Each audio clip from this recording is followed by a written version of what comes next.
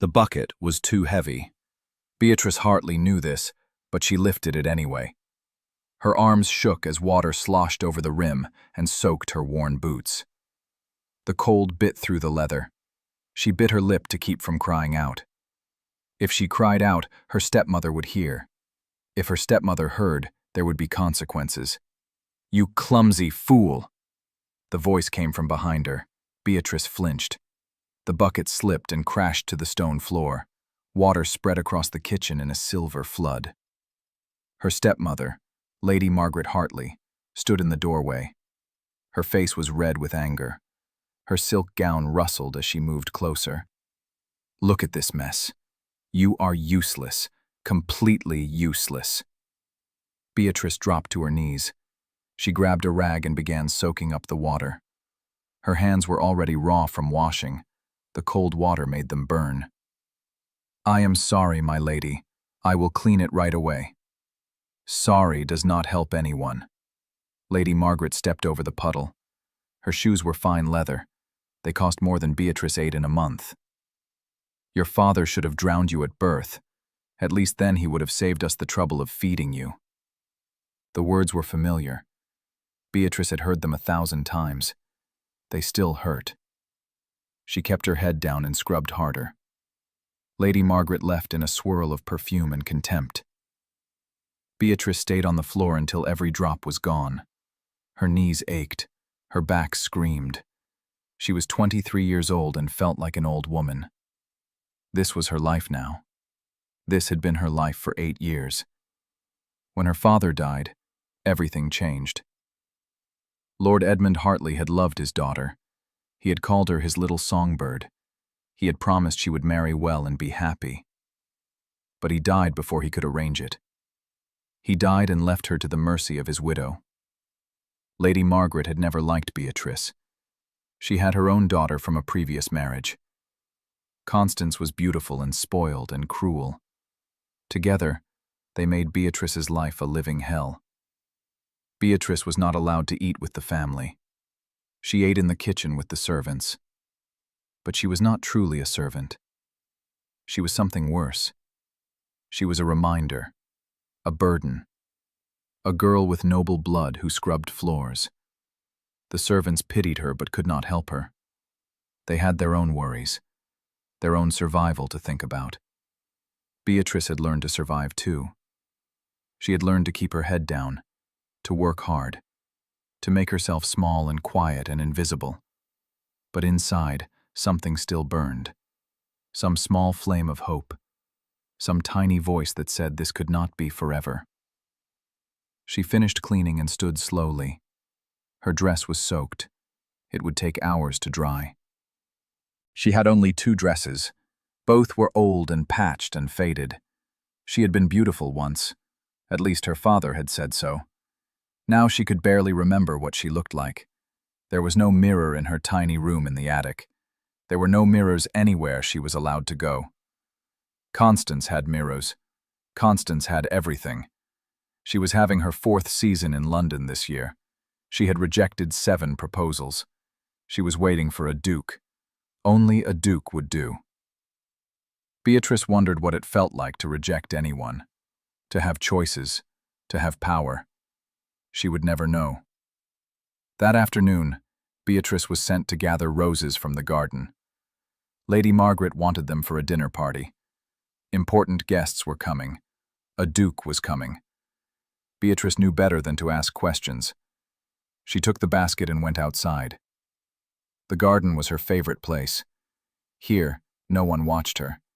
Here, she could breathe. The roses were blooming in waves of red and pink and white. She touched them gently. They were soft as silk. She began cutting them carefully. The thorns pricked her fingers. Small drops of blood appeared. She wiped them on her dress and kept working. "How lovely." The voice was soft and mocking. Beatrice looked up. Constance stood on the path. She wore a blue gown that matched her eyes. Her blonde hair was perfect. Her smile was sharp. The little servant girl playing with flowers. How touching. Beatrice said nothing. Speaking only made things worse. "I have wonderful news," Constance continued. She moved closer. "The Duke of Thornbury is coming tonight. He is looking for a wife. Mother thinks he will choose me." The name meant nothing to Beatrice. All nobles blurred together in her mind. They were all the same, rich and powerful and uncaring. "He is very handsome," Constance said, "and very rich, and very, very particular. Mother says he has rejected a dozen women, but he will not reject me." Beatrice kept cutting roses. Her hands were steady even though her heart hurt. She had once dreamed of such things, of balls and gowns and handsome suitors. Now she dreamed only of surviving another day. "You will serve at dinner," Constance said. "Mother wants all the servants working. We must make a good impression. Try not to spill anything. Try not to embarrass us more than you already do just by existing." She laughed and walked away. Her laughter echoed in the garden. Beatrice stood alone among the roses. She looked down at the basket. It was half full. She needed more. She moved deeper into the garden. There was an old section near the back wall. Wild roses grew there. No one tended them. They grew tangled and fierce and beautiful. Beatrice loved them best of all. She pushed through the overgrown path. The wall rose before her. Beyond it was the neighboring estate. It had been empty for years, but recently, someone had bought it. Servants said a nobleman had moved in. A man who wanted privacy. A man who kept to himself. Beatrice reached for a white rose. It was perfect. She cut it carefully. As she did, she heard something. Water. Splashing water. Curiosity stirred in her chest. She should leave. She should go back. But the sound pulled her forward. There was a gap in the wall. Stones had fallen away. She could see through to the other side. She leaned closer. Her breath caught. A man stood in a natural pool. Water streamed down his body. His skin was golden in the afternoon light. His muscles moved as he lifted his arms.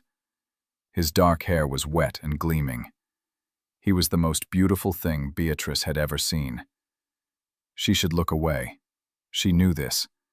But she could not move, could not breathe, could not think. He turned slightly.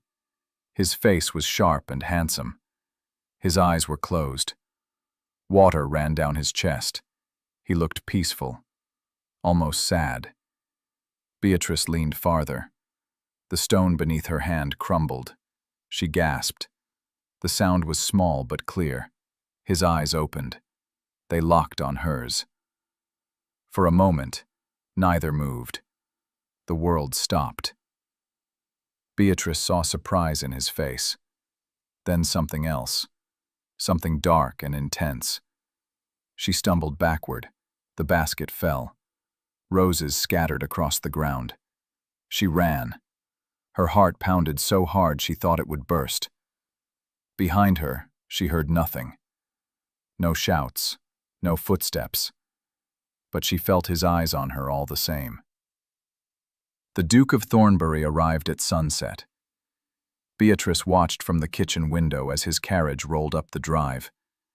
It was black and polished and pulled by 4 matched horses. Servants rushed to open the door. A man stepped out. He wore dark clothes that fit him perfectly. His hair was black. His face was sharp and handsome. Beatrice's blood turned to ice. It was him. The man from the pool. The man she had seen naked in his bath. No, this could not be happening. "That is the Duke," the cook said beside her. "Lord Julian Ashworth. They say he is very hard to please, very particular." Beatrice could not speak, could not breathe. She pressed her hand to the window. Her fingerprints fogged the glass. He looked up. His eyes found the kitchen window, found her. Recognition flashed across his face. then something else. A slow, dangerous smile. Beatrice stumbled back. Her legs felt weak. This was a nightmare. This had to be a nightmare. "Go change," the cook said. "You are needed upstairs." Beatrice wanted to refuse, wanted to hide, but she had no choice. She never had a choice. She went to her room and changed into her serving dress. It was black and plain and too short. She had grown taller since it was made. There was no money for a new one. She braided her hair and pinned it tight. Her hands shook. She forced them to be still. She had survived worse than this. She could survive a dinner. Even if the man at that dinner had seen her watching him bathe. Even if his eyes promised something she did not understand. She took a deep breath and went downstairs. The dining room blazed with candles. The table was set with china and silver. Lady Margaret sat at the head. Constance sat beside her in a pink gown that showed her shoulders. She looked like an angel. And at the other end, sitting like a king on a throne, was the Duke of Thornbury. His eyes found Beatrice the moment she entered. They followed her as she moved around the table. They burned into her back as she poured wine. She kept her hand steady, kept her face blank. Years of practice helped her now.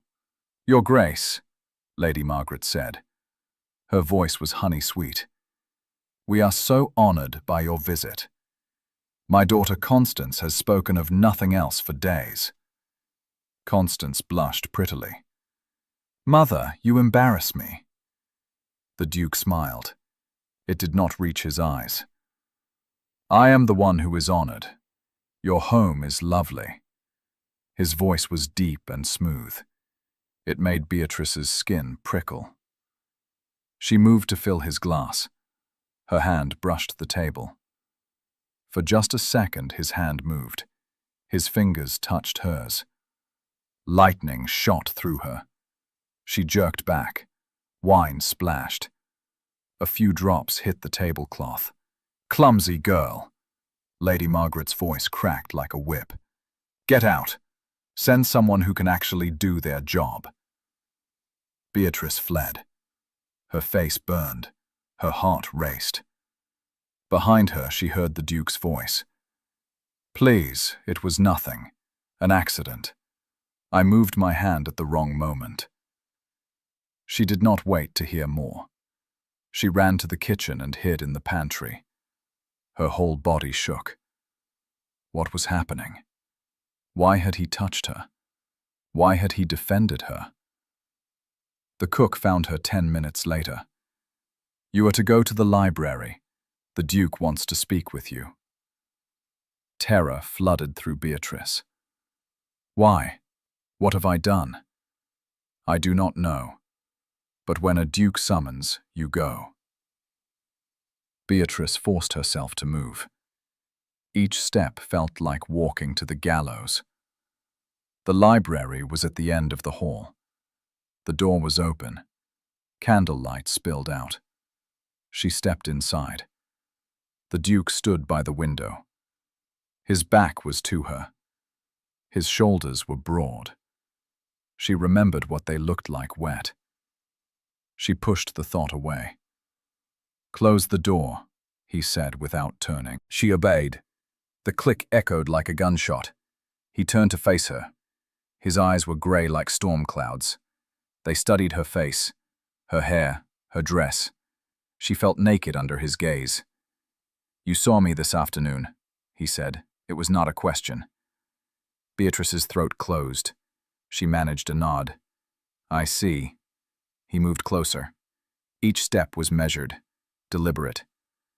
"That was my private land, my private pool. You were trespassing. I am sorry, Your Grace. I did not know. I did not mean." He held up a hand. She fell silent. He was close now, so close she could smell him. Soap and leather and something darker, something that made her dizzy. "I do not accept apologies," he said softly. "I accept compensation." Fear spiked through her. I have nothing to give, Your Grace. I am nobody. I have nothing. His smile was slow and dangerous. You saw me in my bath. You saw everything. Heat flooded her face. She looked at the floor. It was an accident. I swear it. I will never speak of it. I will forget. I do not want you to forget. His voice was dark silk. I want you to remember. Because now, I will see you. Her head jerked up. What? Fairness demands it. You saw me. Now I will see you. The room spun. Your Grace, I cannot. That would be indecent? Improper? He laughed without humor. Yes, just as your spying was improper. But I am offering you a choice. You can agree, or I can tell your stepmother what you did. I can tell her you were spying on me, watching me bathe like some common voyeur. Beatrice's world shattered. Lady Margaret would throw her out, or worse, she would make Beatrice's life even more unbearable. She would destroy what little dignity Beatrice had left. Please, Beatrice whispered, please do not do this. Something flickered in his eyes. Regret? Guilt? It was gone before she could name it. Tomorrow, he said, you will come to my estate, to the pool where you saw me, at sunset, and you will let me see you as I was seen. And if I refuse, then I will speak to Lady Margaret tonight. He had her trapped, completely trapped. Beatrice felt tears burn behind her eyes. She forced them back. She would not cry, not in front of him. I will come, she said. Her voice was hollow, dead. He nodded. Good. You may go. She turned toward the door. His voice stopped her. What is your name? She looked back. He stood in the candlelight. His face was unreadable. Beatrice, she said. Beatrice Hartley. Beatrice. He said it slowly, like he was tasting it. Go, Beatrice, before I change my mind about waiting until tomorrow. She ran.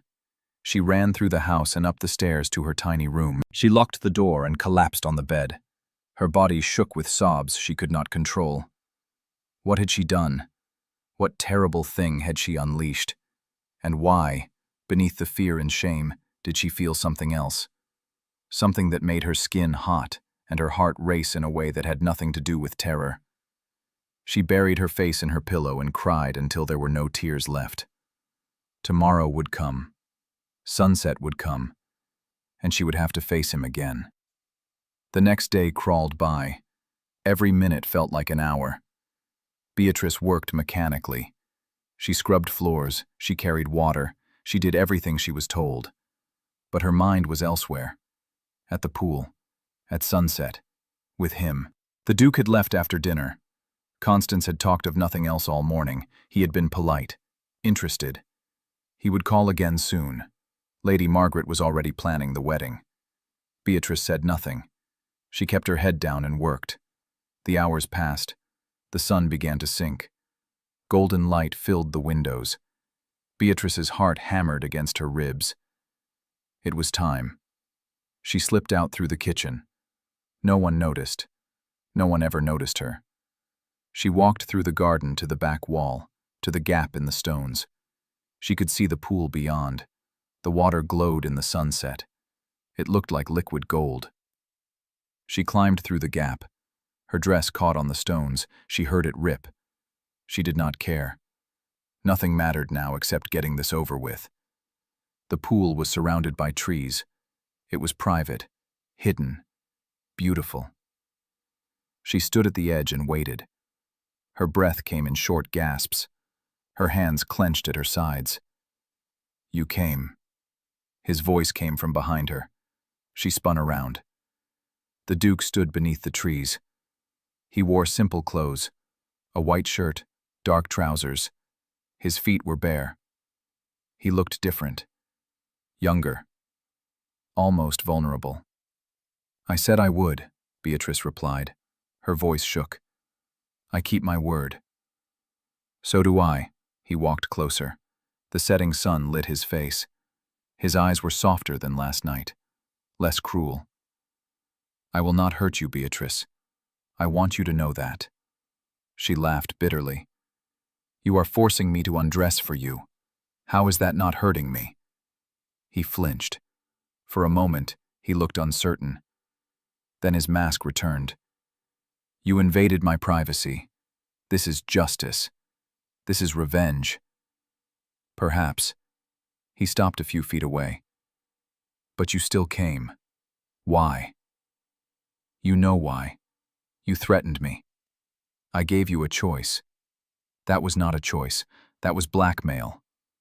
Anger flared in her chest. It felt good. Better than fear. "You are a duke. You have everything. Power, wealth, respect. I have nothing. And still, you want to take what little dignity I have left." He stared at her. Something shifted in his expression. "You think I have everything? Do you not? I have money. I have a title." His voice was flat. "I have an empty house and an emptier life. I have expectations I never asked for, duties I never wanted. I have everyone watching me, judging me, demanding things from me." He moved to the edge of the pool. He stared into the water. "I came here to escape. This pool was the one place I could be alone, be myself. And then I looked up and saw you." Beatrice did not know what to say. His pain was real. She could hear it. But it did not excuse what he was doing. "I am sorry I intruded," she said quietly. "But two wrongs do not make a right." He turned to face her. "You are correct. They do not." Silence stretched between them. The air was thick with tension, with things unsaid. The sun was sinking fast. Soon it would be dark. "I release you from my demand," he said finally. "You do not have to disrobe. You can go." Beatrice blinked. "What?" "You were right. This is revenge. And revenge is beneath me." He smiled sadly. "Or at least, it should be. Go, Beatrice, before I change my mind again." She should run. She should leave and never look back. But something held her there. Something in his eyes. Something lonely and lost. "Why do you come here alone?" she asked. "Why not bring servants? Friends?" "I have no friends. Only people who want things from me." He sat on a rock by the pool. "My father died 2 years ago. He left me everything. The title, the estates, the responsibility. I was not ready. I am still not ready." Beatrice moved closer. She did not plan to. Her feet carried her forward. "I lost my father, too, 8 years ago." He looked up at her. "What happened to you after?" "My stepmother took everything. She says she is providing for me, giving me a home. But really she is punishing me for existing." "Why does she hate you?" "Because I am my father's daughter. Because I remind her that he loved someone before her. Because she can." Beatrice wrapped her arms around herself. "I am her servant now. Less than a servant. A shadow." "You are more than a shadow." His voice was fierce. "I see you. You are not invisible." Their eyes met. Something passed between them. Understanding. Recognition. Two lonely people finding each other in the darkness. "I should go," Beatrice whispered. But she did not move. "Stay." The word was soft. A request. Not a command. "Just for a moment. Talk to me. Let me hear a voice that does not want anything from me." She should refuse. Should run. But she was tired of running. Tired of being afraid. She sat on a rock near his, not touching, but close enough to feel his warmth. "What do you want to talk about?" she asked. "Anything. Everything. Nothing," he smiled. It was real this time. "Tell me about your father. What was he like?" Beatrice had not spoken of her father in years. The words came slowly at first, then faster. She told him about her childhood, about her father's laughter, about riding horses and reading books and feeling loved. The Duke listened. He did not interrupt, did not judge. When she finished, he told her about his own father, about expectations and duty and the weight of a name. They talked as the sun set, as the stars came out, as the moon rose silver and bright. They talked about loneliness and loss, about dreams and disappointments, about all the things they never said to anyone else. Finally, the night grew cold. Beatrice shivered. The Duke stood immediately. "You should go. You will catch a chill." She rose. Her legs felt stiff. "Thank you. For listening. For letting me go. Thank you for staying." He hesitated. "Will you come back tomorrow?" She should say no. Should end this now. But she heard herself say, "Yes." His smile made her heart skip. "Good. I will wait for you." She walked home through the darkness. Her mind spun. What was happening? What was this feeling in her chest? This warmth, this lightness. She had talked to him, really talked, and he had listened. No one ever listened. She fell asleep that night with a smile on her face. For the first time in years, she dreamed of something other than survival. She dreamed of gray eyes and a gentle voice, of a man who saw her when everyone else looked away. The next day, she counted the hours until sunset. When the time came, she hurried to the pool. He was already there. He smiled when he saw her. "You came." "I said I would." They sat by the water and talked. About books, about music, about the world beyond their small corner of England. He was educated and well-traveled. She was curious and thoughtful. They fit together like pieces of a puzzle. 3 days passed this way. 3 evenings of conversation and connection. Beatrice learned about his loneliness, about the pressure to marry, about his search for someone real, someone who saw him as more than a title. He learned about her strength, about her kindness despite cruelty, about her dreams of freedom and dignity. On the 4th evening, he asked a question that changed everything. "What if you did not have to go back?" Beatrice looked at him.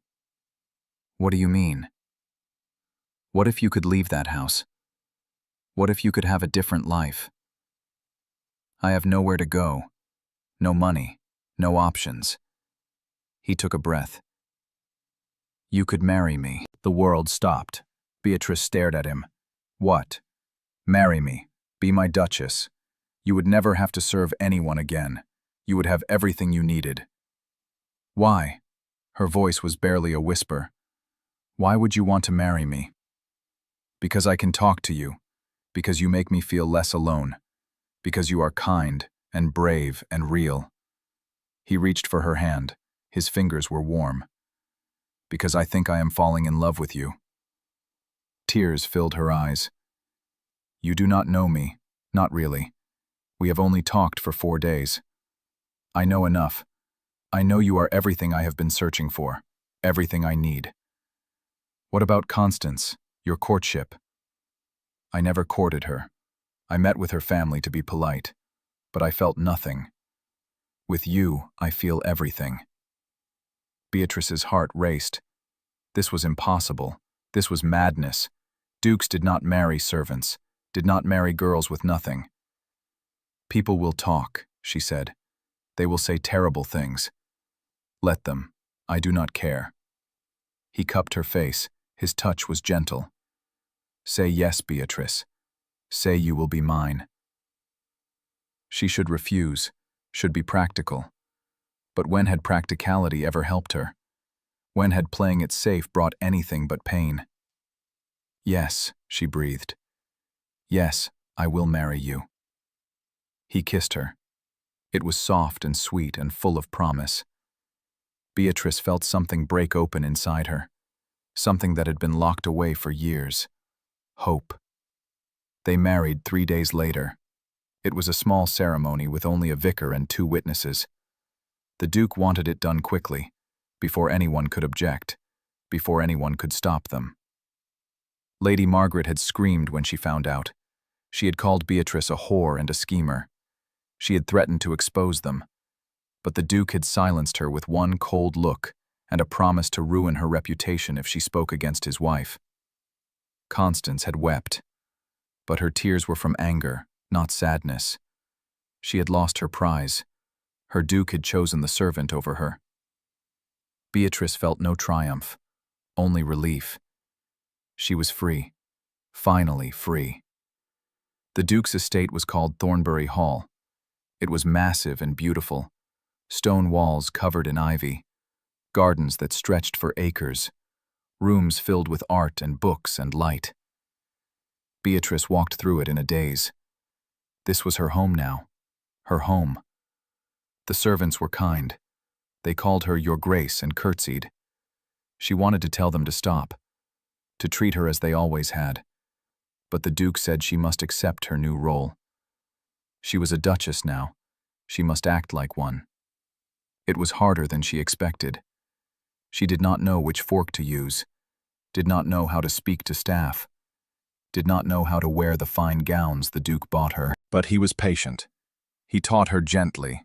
He never made her feel stupid. He held her hand when she was nervous. He praised her when she did well. Slowly she began to settle in, to feel less like an imposter, to believe this might actually be real. One evening, they had dinner together, just the 2 of them in a small dining room. Candles flickered on the table. The food was rich and delicious. "You look beautiful," the Duke said. "That color suits you." Beatrice looked down at her gown. It was deep green. It felt like silk against her skin. "I still cannot believe I am wearing such things." "Believe it. You deserve beauty. You deserve everything." He reached across the table. She took his hand. "Are you happy, Beatrice?" "Yes." It was true. She was happy. Happier than she had ever been. "Are you?" "More than I thought possible." He smiled. "You have changed my life. You have made this house a home."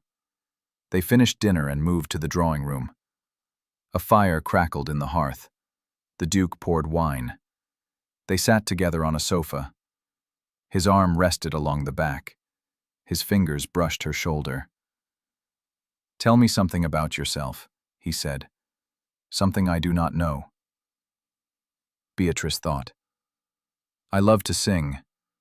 My father used to call me his songbird, but I have not sung in years." "Why not?" "Lady Margaret said I sounded like a dying cat.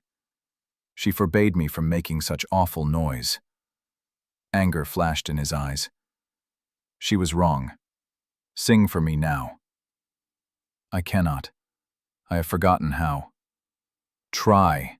He squeezed her shoulder. "Please." Beatrice took a breath. Her voice came out shaky at first. She sang an old ballad her father had loved, about love and loss and hope. As she sang, her voice grew stronger. The notes filled the room. They were clear and sweet. When she finished, silence fell. The Duke stared at her. His eyes were bright. "That was beautiful. You are beautiful." He kissed her. It was deeper this time, more urgent. His hands tangled in her hair. She felt heat pool in her belly, felt desire spark to life. He pulled back. His breathing was rough. "I should stop. I do not want to rush you." "You are not rushing me." She touched his face. "I am your wife. I want this. I want you." That night, he showed her tenderness she had never known. He was gentle and patient. He made her feel treasured, loved, whole. Afterward, they lay tangled together. His fingers traced patterns on her skin. She felt safe, completely safe. "I love you," he whispered. "I know it is fast. I know we barely know each other. But I love you, Beatrice. I love you too." The words felt right, true. "I think I have loved you since that first night by the pool." He kissed her forehead. "Sleep, my love. Tomorrow we begin our real life together." She slept in his arms. She did not dream of the past. She dreamed of the future, of laughter and joy, of children and grandchildren, of growing old beside this man who saw her, who loved her. The next weeks were blissful. They rode together through the countryside. They read together in the library. They talked for hours about everything and nothing. He introduced her to his neighbors. Some were kind, some were cold. Some whispered behind their hands about the Duke's strange choice of bride. Beatrice heard the whispers. They stung. But the Duke held her hand and glared until the whispers stopped. He never let her face cruelty alone. One afternoon they walked through the garden. Roses were blooming. Their scent filled the air. Beatrice stopped by a white rose bush. "These remind me of the day I saw you," she said. "I was cutting roses for my stepmother, and then I heard the water, and I looked through the wall, and my whole life changed." "I was angry when I saw you," the Duke admitted. "Angry that someone had invaded my sanctuary. But now I am grateful. If you had not looked, if we had not met, I would still be alone." "So would I." He pulled her close. They stood among the roses as the sun warmed their skin. Beatrice had never felt more content, more loved, more alive. That night, they attended their first ball as a married couple. It was at a neighboring estate. Beatrice was terrified. She had never been to a ball, did not know how to dance, did not know how to make small talk with duchesses and countesses. But the Duke stayed by her side. He introduced her with pride. He danced with her even though she stepped on his feet. He made her laugh when she was nervous. An older woman approached them. She had sharp eyes and a sharper smile. "Your Grace, I must say your marriage has shocked everyone. A duke and a servant. How very modern of you." The Duke's face went cold. "My wife is not a servant. She is the Duchess of Thornbury, and she is worth 10 of anyone in this room." The woman paled. She curtsied and hurried away. The Duke turned to Beatrice. "Are you all right?" "Yes," she smiled. "Thank you for defending me." "Always. I will always defend you." They danced again. This time, Beatrice did not step on his feet. She floated in his arms. The music swelled. The candles glowed. She felt like a princess in a fairy tale. When they returned home that night, he carried her up the stairs. She laughed and protested, but secretly, she loved it. Loved feeling cherished. Loved feeling like she mattered. He laid her on the bed. His eyes were dark with desire. "I want you to know something. Every day with you is a gift. Every moment is precious. I never thought I could be this happy." "Neither did I." She pulled him down to her. "Love me, Julian. Make me yours." He did, again and again, until they were both breathless and sated and complete. As Beatrice drifted to sleep, she thought about how much had changed. A month ago, she had been scrubbing floors. She had been invisible, worthless. Now, she was a duchess. She was loved, she was seen. It felt like a miracle, like a dream she never wanted to wake from. But dreams, she would soon learn, could turn into nightmares. Happiness could be stolen, and the past had a way of coming back to haunt you. The letter arrived on a Tuesday morning. The Duke was in his study when the butler brought it. Beatrice was in the garden. She was planting roses. She wanted to fill the grounds with them. She wanted beauty everywhere. She did not hear the Duke call for her. did not know anything was wrong until the housekeeper found her. "Your Grace, the Duke needs you. In his study, right away." Beatrice's heart sank. The housekeeper looked worried. Something was wrong. Very wrong. She hurried inside. She did not bother to clean the dirt from her hands. She ran through the halls to the study. The door was open. The Duke stood by the window. His shoulders were tense. A letter dangled from his hand. "Julian?" Her voice was small. "What is it?" He turned. His face was pale. "My uncle has challenged our marriage. He says it is invalid." Beatrice felt the floor drop away.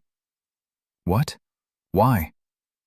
"He claims you used deception, that you tricked me into marrying you. He is demanding an annulment." "That is not true. You know that is not true."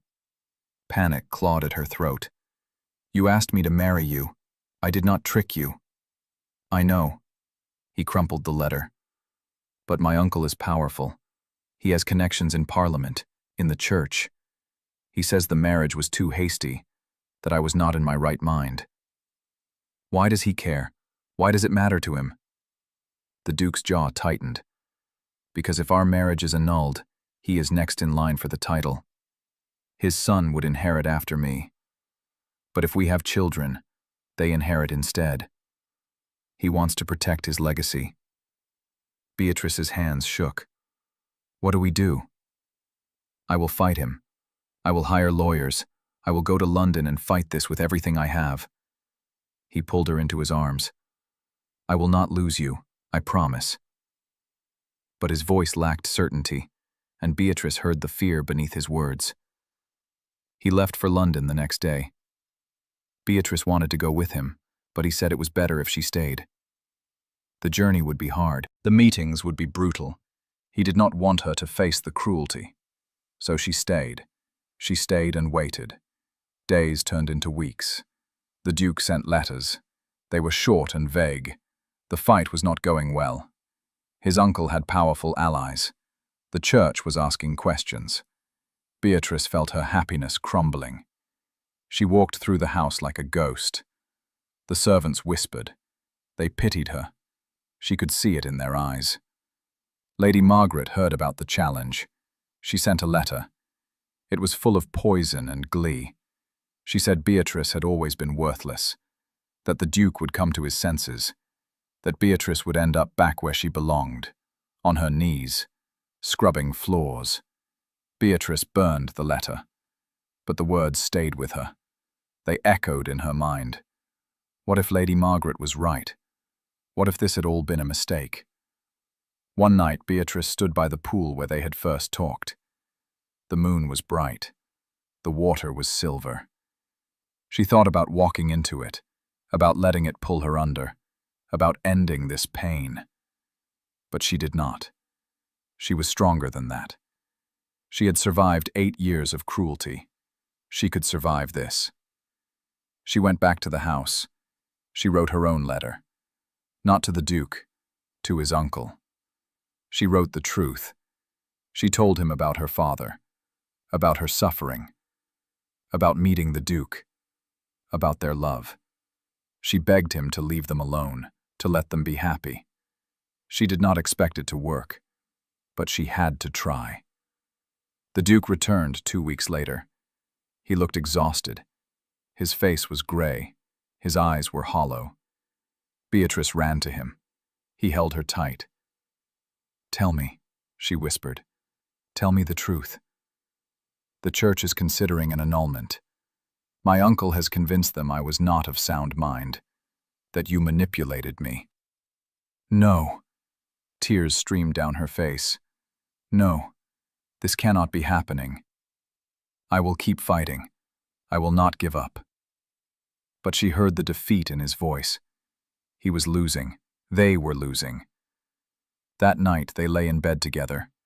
He held her like she might disappear. "If they annul the marriage," he said quietly, "I will marry you again, and again, and again.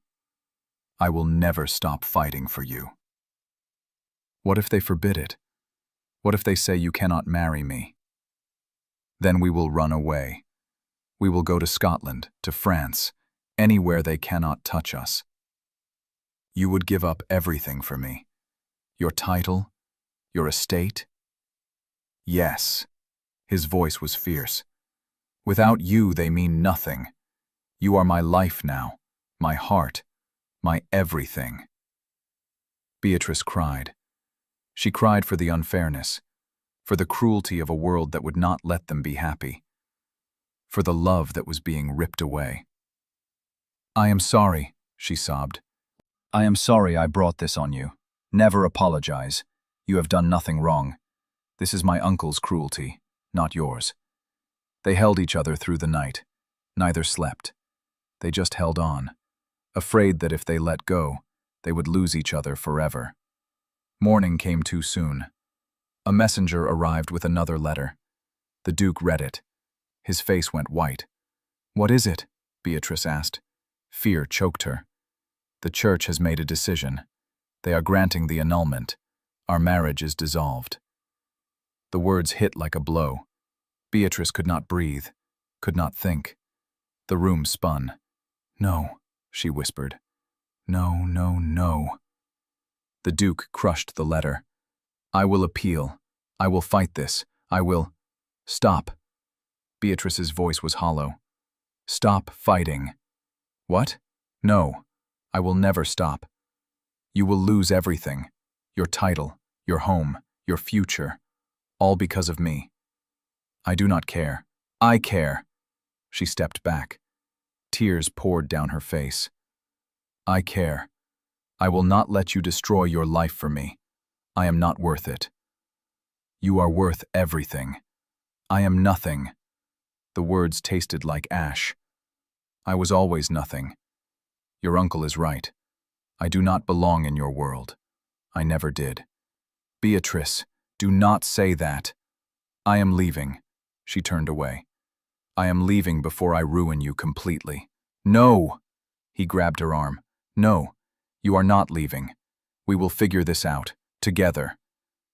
She looked at him, at his beautiful, desperate face, at the love in his eyes. It hurt more than any cruelty ever had. I love you, she said. I love you so much it is killing me.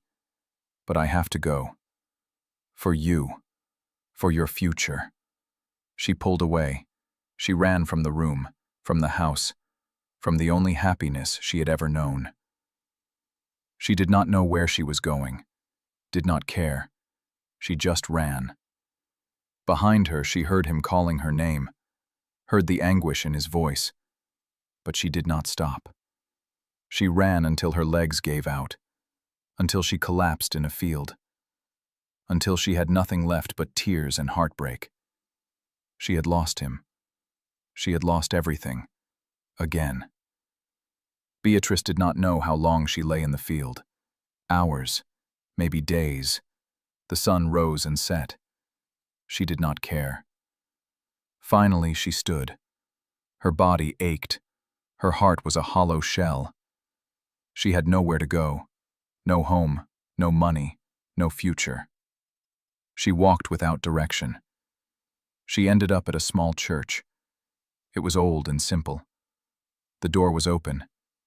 She went inside. The space was cool and quiet. Candles flickered by the altar. She sank into a pew. She stared at the cross above the altar. She had not prayed in years, but now she did not know what else to do. Please, she whispered, please help me. I do not know what to do. Perhaps I can help. The voice came from behind her. She turned. A vicar stood there. He was old and kind-looking. He smiled gently. You seem troubled, my child. Beatrice laughed bitterly. Troubled is one word for it. Would you like to talk? She should refuse, should leave, but she was so tired, so lost. She told him everything. About her father, about Lady Margaret, about meeting the Duke, about their love, about the annulment. The vicar listened. When she finished, he was quiet for a long moment. "Love like yours is rare," he said finally. "Most people search their whole lives and never find it. You found it, but now you are running from it." "I am not running. I am letting him go, so he can have the life he deserves." "And what about the life you deserve? What about your happiness?" "I do not matter." "You matter to him. He loves you. He chose you. And you are dishonoring that choice by leaving." Beatrice shook her head. "I am saving him." "You are breaking his heart, and yours." The vicar leaned forward. "True love is not about sacrifice. It is about standing together, about fighting together. You ran instead of fighting." His words hit her like cold water. She had run. She had given up. She had let fear and shame win. "What do I do?" she asked. "The annulment is granted. The church has spoken." The church made a decision based on lies, on manipulation. But truth has power, and love has even more. The vicar smiled. "Go back to him. Tell him you were wrong. Fight together, and trust that love will win." Beatrice stood. Hope flickered in her chest, weak but real. "Thank you, Father. Go, my child. Go and claim your happiness." She ran. She ran faster than she ever had. Back through the fields, back to the estate. Her heart pounded. Her lungs burned. She did not care. She had to get back to him. Had to tell him she was sorry. Had to fight. Thornbury Hall appeared in the distance. She ran up the drive. The front door opened before she reached it. The Duke stood there. He looked terrible. His hair was a mess. His clothes were wrinkled. His eyes were red. "Beatrice." Her name was a prayer, a plea. She stopped. They stared at each other. The space between them felt like an ocean. "I am sorry," she said. "I am so sorry. I should not have left. I should have stayed and fought with you."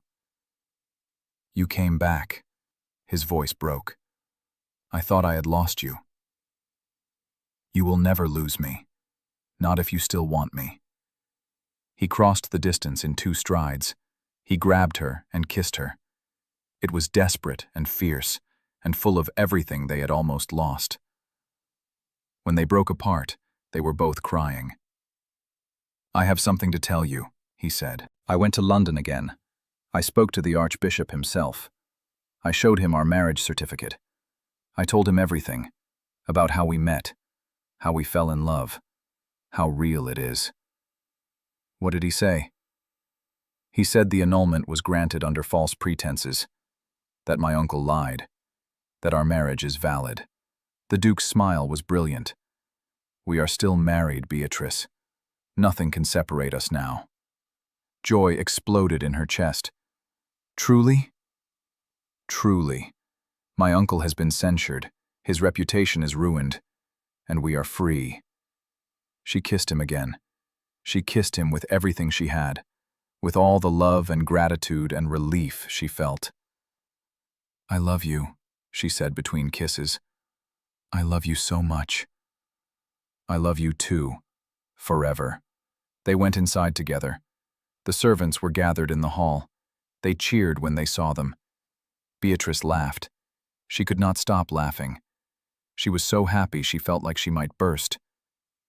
That evening, the Duke made an announcement. He sent invitations to every noble family in the county. He was hosting a ball, a celebration, and everyone was invited. The night of the ball, Beatrice wore a gown of silver and gold. It fit her perfectly. The Duke had commissioned it specially. He said she looked like a queen. She felt like one. The guests arrived. Some were friendly, some were cold. But the Duke did not care. He stood at the top of the grand staircase with Beatrice at his side. "Thank you all for coming," he announced. His voice carried through the hall. I want to make something clear. This woman beside me is my wife. She is the Duchess of Thornbury. She is the love of my life, and anyone who disrespects her disrespects me. Silence fell. Then, slowly, people began to applaud. Some were genuine. Some were just afraid to disagree with the Duke. But it did not matter. Beatrice felt tears in her eyes. He had claimed her, publicly, proudly, in front of everyone. The music started. The Duke led her onto the floor. They danced as everyone watched. It was perfect. He was perfect. Are you happy? He whispered. More than I ever thought possible. Good, because I plan to spend the rest of my life making you even happier. The ball continued late into the night. Beatrice danced and laughed and talked. She was not afraid anymore. She belonged here.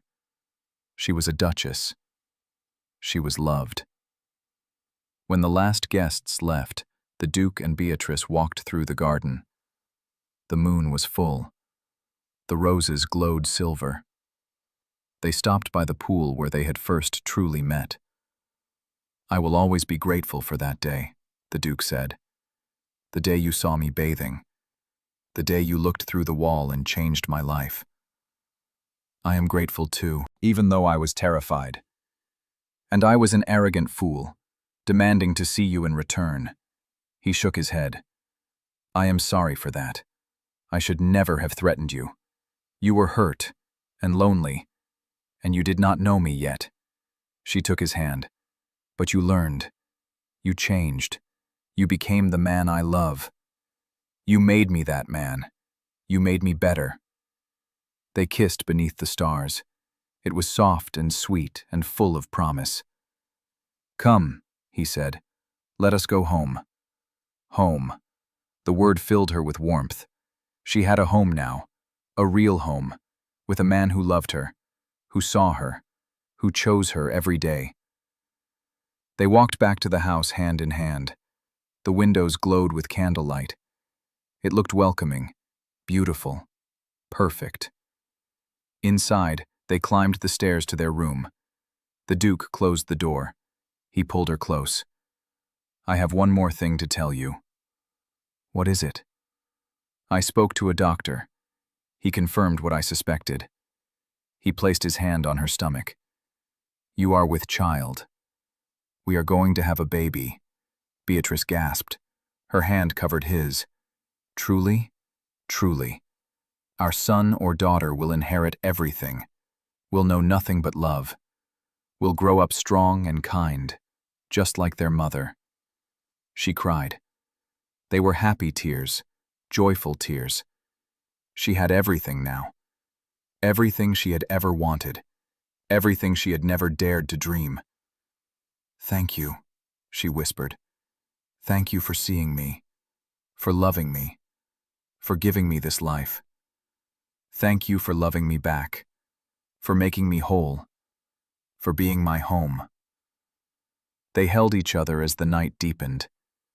Two people who had been lost and alone, who had found each other against all odds, who had fought for their love and won.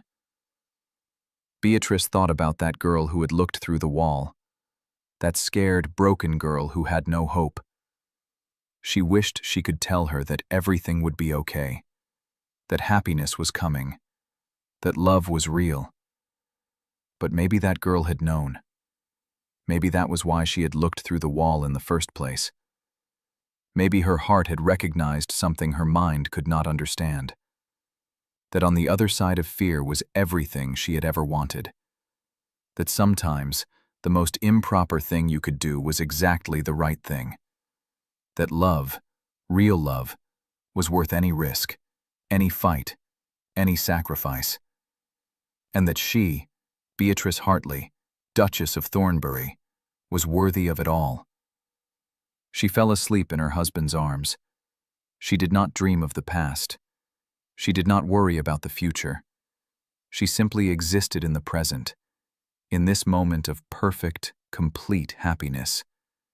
And she knew, with absolute certainty, that this was only the beginning. Their story would continue. They would face challenges. They would grow together. They would raise their children. They would grow old side by side. But they would do it together, always together. And that, in the end, was all that mattered.